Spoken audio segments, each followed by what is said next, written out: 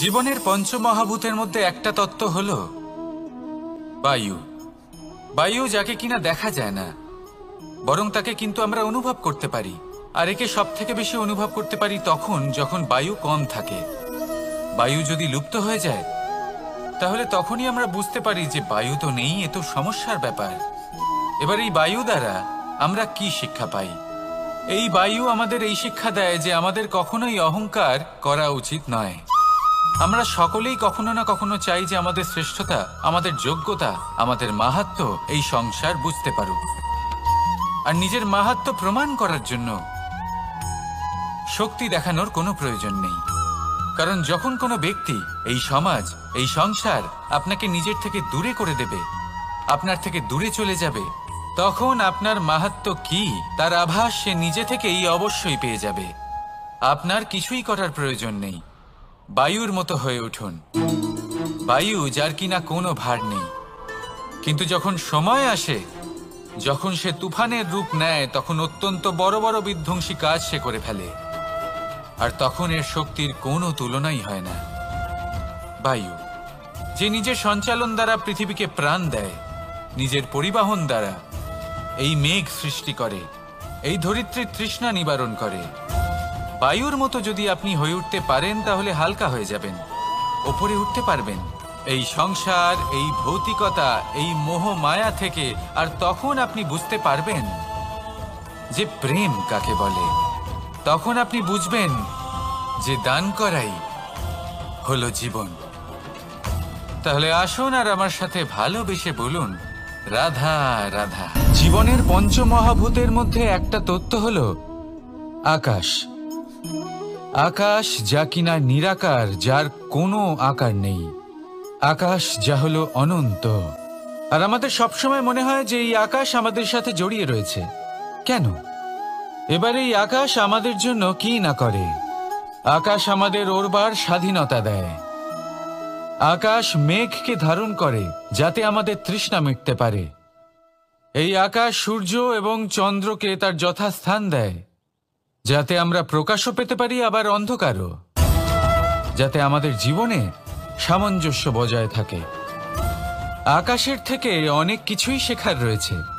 যদি আমরাও আকাশের মতো হতে পারি, আমাদের আপনজনদের সেই স্বাধীনতা দিতে পারি যাতে তারা উঠতে পারেন, যাতে তারা নিজেদের স্বপ্ন পূরণ করতে পারেন, যার ফলে তারা নিজেরাই এই জীবনকে অনুভব করতে পারেন, নিজের পায়ে দাঁড়াতে পারেন, তাহলে ভাবুন আমাদের অস্তিত্ব কতটা বড় হয়ে যাবে। যদি আপনি আকাশের মতো হতে পারেন তাহলে আপনিও আকাশের মতোই অনন্ত হয়ে উঠবেন। তাহলে আসুন আর আমার সাথে ভালোবেসে বলুন, রাধা রাধা। পঞ্চমহাতত্ত্ব, পঞ্চমহাভূত, এদের বিষয়ে আমি আপনাদের সবকিছুই বলে দিয়েছি। কেন? এরা আমাদের জীবনের সব থেকে বড় শিক্ষক। আর এদের থেকে আমরা কি শিক্ষা পাই? নিশ্চিত রূপে এই পঞ্চমহাতত্ত্ব আমাদের দেহের নির্মাণ করে, কিন্তু একটা ষষ্ঠ মহাতত্ত্ব রয়েছে। এমন এক তত্ত্ব যার না কোনো ভার আছে, না কোনো পরিমাণ আছে, কিন্তু তা হলো অত্যন্ত গুরুত্বপূর্ণ। ভাবনা। কেউ একে আত্মা বলে, কেউ একে বিবেক বলে, কেউ একে প্রাণ বলে, আর কেউ বলে চেতনা। এবার এই চেতনা যখন পঞ্চমহাতত্ত্বের সাথে জুড়ে যায়, এক হয়ে যায়, তখন মানুষের জীবনের নির্মাণ হয়। এবার আপনার দেহের নির্মাণ জন্ম থেকেই পঞ্চমহাতত্ত্ব করে দেয়। কিন্তু এই ভাবনা, এই চেতনা, একে আপনি নিজেই এগিয়ে নিয়ে যেতে পারেন। একে দিশা দেখাতে হবে, এর বিকাশ আপনাকেই করতে হবে। কিভাবে? তা আপনার উপর নির্ভর করছে। আপনি এর সদ্ব্যবহারও করতে পারেন, দুর্ব্যবহারও করতে পারেন। এমন এক দিশা দিতে পারেন, এমন সদ্ব্যবহার করতে পারেন যে আপনি নিজেই কোনোদিন ভগবত গীতার জ্ঞান দিলেন। এমন দুর্ব্যবহার করতে পারেন, এমন দিশাও দিতে পারেন যে আপনি হয়তো শকুনের মতোই মহাভারত রচনা করলেন। এই চয়ন আপনারই। শুধু এই চেতনার শুদ্ধতার দিকে বিশেষ নজর রাখতে হবে। যদি এই চেতনা শুদ্ধ হয় তাহলে প্রেম থাকবে, আর যদি এই চেতনা অশুদ্ধ হয় তাহলে বিদ্বেষ হবে। আর আমার মতে সুখ এবং শান্তি প্রেমের দ্বারাই লাভ হবে, বিদ্বেষ দ্বারা নয়। তাহলে আসুন আর আমার সাথে ভালোবেসে বলুন রাধা রাধা। জীবনের পঞ্চমহাতত্ত্বের মধ্যে পঞ্চম তত্ত্ব অগ্নি।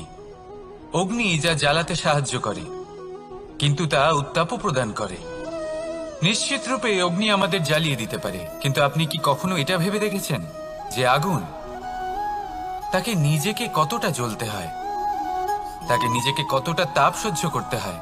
ও নিজে জ্বলে আমাদের উত্তাপ প্রদান করার জন্য, ও নিজে জ্বলে আমাদের ঊর্জা দেবার জন্য, আমাদের আলো দেবার জন্য, অন্ধকারে পথ দেখানোর জন্য, শত্রুর সাথে মোকাবিলা করার জন্য আমাদের সাহায্য করে নিজে জ্বলে। যখন আমরা কোনো দেবতার জন্য যজ্ঞ করি, তখন দেবতার ভোজন গ্রহণ করার নিমিত্ত হয় এই অগ্নি। কত কিছু ওকে সহ্য করতে হয় আমাদের এত কিছু দেবার জন্য। আপনিও আগুনের মতো হয়ে উঠুন, নিজে কষ্ট সহ্য করুন অন্যকে সাহায্য করার জন্য, তাদের জীবন উদ্ধার করার জন্য, নিজের প্রিয়জনের জন্য, নিজের পরিবারের জন্য, নিজের মাতা পিতার জন্য, এই সমাজের জন্য। নিজে কষ্ট সহ্য করুন, প্রকাশের কেন্দ্রবিন্দু হয়ে উঠুন, আর সকলকে পথ প্রদর্শন করুন, সবাইকে পথ দেখান। যেদিন আপনি আগুনের মতো হয়ে উঠবেন, সেই দিন ঠিক যেমন অগ্নিকে পুজো করা হয়, আপনিও সেইভাবে পূজনীয় হয়ে উঠবেন। যেমন সকল শুভকর্মে, সকল যজ্ঞে, সকল পুজোতে অগ্নিকে স্মরণ করা হয়, সেইভাবেই সকল শুভকর্মে আপনাকেও স্মরণ করা হবে। আর যেদিন আপনি এরকম হয়ে উঠবেন, সেই দিন জীবনের বাস্তব মর্ম কি আপনি তা বুঝতে পারবেন। তাহলে আসুন আর আমার সাথে ভালোবেসে বলুন রাধা রাধা। ফলটা দেখছেন আপনি? এটা সেই ফল যেটা গাছের সবচেয়ে উঁচু ডালে পাওয়া যায়, কিন্তু যখন এটা খসে পড়ে, তখন এটা আকাশের দিকে যায় না যা ওপরে আছে, সে যায় সেই ভূমির দিকে যে নিচ থেকে তার দিকে তাকিয়ে থাকে। কেন? কারণ এই ফলের নিজের উচ্চতার ধারণা মাটির থেকে নিজের দূরত্ব দেখে হয়। এই ব্যাপারটাই আমাদের মানুষের জন্যও খাটে। যদি আপনি সম্পন্ন হন, তাহলে তাদের সাহায্য অবশ্যই করবেন যাদের সামর্থ্য আপনার থেকে কম, যাদের সাহায্যের অত্যন্ত প্রয়োজন। আপনার সামর্থ্য বেশি কারণ তাদের আপনার থেকে সামর্থ্য কম। দেখুন, জীবনে আনন্দ শুধু বড় হওয়ায় নয়, বরং তাদের সাহায্য করেও আছে যারা কোনো কারণবশত আপনার থেকে নিচে রয়ে গেছেন। আর যখন একটা ফল এই কথাটা বুঝতে পারে, তখন আপনি নয় কেন? রাধা রাধা। সময় বড়ই বিচিত্র অনুভব দেয়। যখন অপেক্ষা করছেন, তখন অনেক লম্বা হয়ে যায়। প্রতিটা মুহূর্ত একটা গোটা দিনের মতো মনে হয়।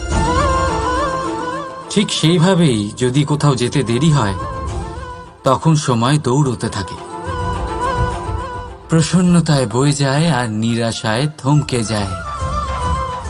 আপনদের সাথে থাকলে সময়ের খেয়ালই থাকে না, শত্রুদের সাথে থাকলে সেই সময়ই খারাপ হয়ে যায়। কিন্তু এটাই কি সত্যি বাস্তব?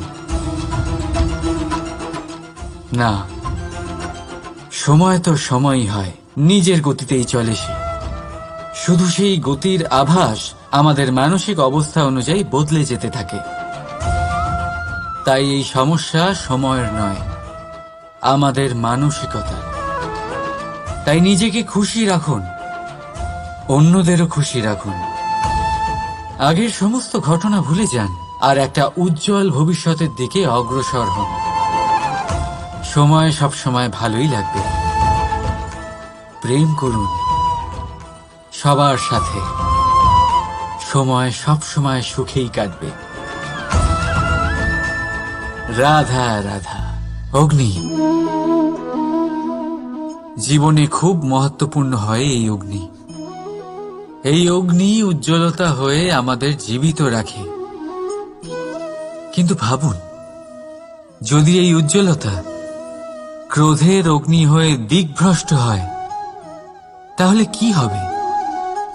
একটা ছোট পাতা দিয়ে শুরু করে গোটা বনকে ছারখার করে দিতে পারে। ঠিক সেরকমই মানুষের ক্রোধের আগুনও অন্যদের তো ভস্ম করেই, কিন্তু তার পূর্বে স্বয়ং নিজেকেই ভস্ম করে দেয়। তাহলে কি করা যায়?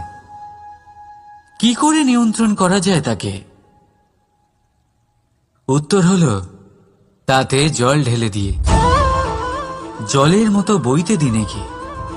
ঠিক সেইভাবে যেমন সূর্য নিজের অগ্নিকে তেজ বানিয়ে আপনার কাছে পৌঁছে দেয়। এটাই পার্থক্য সূর্যের অগ্নি আর ক্রোধের অগ্নির মধ্যে। সূর্যের অগ্নি বিচ্ছুরিত হয়ে প্রতিফলিত হয়ে আসে, আর সেই জন্যই তাকে তেজ বলা হয়। অন্যদিকে আমাদের ক্রোধের আগুনের কোনো সীমাই থাকে না। তাহলে নিজের অন্তরের শক্তিকে ক্রোধের আগুন বানিয়ে জ্বালাতে চান, নাকি উজ্জ্বলতা বানিয়ে বিস্তারিত করতে চান? সিদ্ধান্ত আপনার। রাধা রাধা। এই সংসার অনেকটাই বড়, আর আমরা তার কাছে অত্যন্ত নগণ্য। এই সংসারে এমন অনেক মানুষ পাওয়া যায় যারা বোঝান যে এই সংসারটা কতটা বড়, কতটা অদ্ভুত, কতটা সুন্দর। আর এই সংসার রচনা করে পরমেশ্বর কত মহান এক কাজ করেছেন। কিন্তু আপনি এই জীবনে মাত্র কয়েকজন মানুষকেই পাবেন যারা আপনাকে এটা বলবেন যে এই সংসারে আপনি কতটা গুরুত্বপূর্ণ, আপনি কতটা অদ্ভুত। যদি আপনি তাদের সাথে থাকেন তাহলে তারা নতুন কিছু সৃষ্টি করতে পারেন, এই সংসারকে আরো কতটা পবিত্র করতে পারেন। তাই এই সংসারকে গুরুত্ব না দিয়ে সেই মুষ্টিমেয় কিছু মানুষকে গুরুত্ব দিন, কারণ তারাই হলো আপনার আপনজন, আর তারাই আপনাকে সঠিক পথে চালিত করবে। মানুষকে তো বর্ষার স্রোতও বই নিয়ে যেতে পারে, তাকে সাগরও ডুবিয়ে দিতে পারে, কিন্তু গঙ্গা জল সবচেয়ে বেশি শুদ্ধ, কারণ তার কয়েক ফোঁটা মানুষকে মুক্ত করে দেয়। রাধা রাধা। এ হলো একটা পাতলা সুতো। ভাবছি যদি এটা দিয়ে আমি পোশাক বানাই তাহলে নিজের জন্য কত সুন্দর একটা পোশাক বানাতে পারবো। কিন্তু যদি এটা আমি... চিন্তা করবেন না,